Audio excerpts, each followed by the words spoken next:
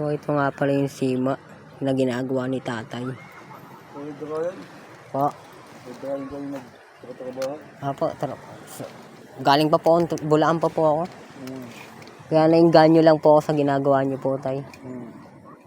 Parang natutuwa lang po ako. Kasi sa amin po kasi wala aming ganyan po. Ganito lang ang pahay.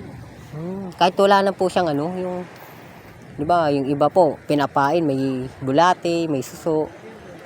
Ganito lang. Kahit, ganito lang pala. Kakagat na po yung isda na yan, tay, no? Oo. Ngayon ko lang po nalaman, tay. Dumadara. Yung ginagawa ni tatay. Na kahit wala siyang pain, yung parang sinulid, di natin alam kung sinulid ba to. Kakagat na daw yung isda. Ito, mga kaka-travel. Ayan. Biasa talaga si tatay sa pagkapangingisda.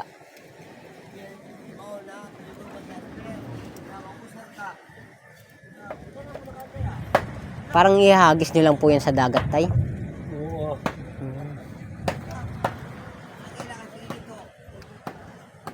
Nakakamangha si tatay. Tsaka ang sipag niya. Ito, mga ka-travel. Ganyan lang ang buhay. Parang ito lang po yung pinagkakabalaan niya, tay, no? Pangingisda. Ayan, gayahin nyo po si tatay. Napakasipag. Ayan. Ito po yung mga ginagawa ni tatay. Yan. Siya na rin yung gumagawa na to, itong sima na to para sa isda. Siyempre, ito lang yung buhay nila para kumita ng pera kasi hindi naman basta-basta kumita ng pera na mabilisan ito. Dito po tayo sa dagat. Tay, ano po bang tawag sa dagat po na ito? Ano po yung tawag dito sa dagat na ito? Dagat. Ilocos po ba to? Oo. Ilocos Norte po ba? Nandito po tayo mga ka-travel sa Ilocos Norte.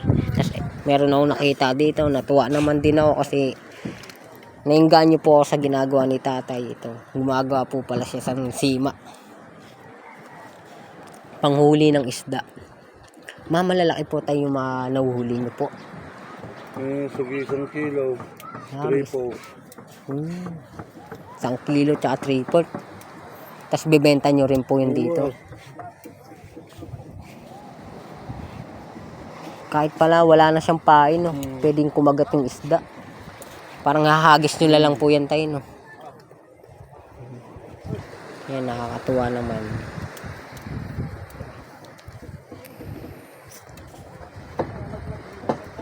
Pagka umuulan po tayo, hindi pwede kayo magsima niyan, tayo, no? Paano pagka umuulan po? Ayos lang. Ganito. Tapos pupunta pa sa laot, no, tayo, no? Mamaya kami magpalaot. Mamaya pa. Ito pa yung ginawa ni tatay.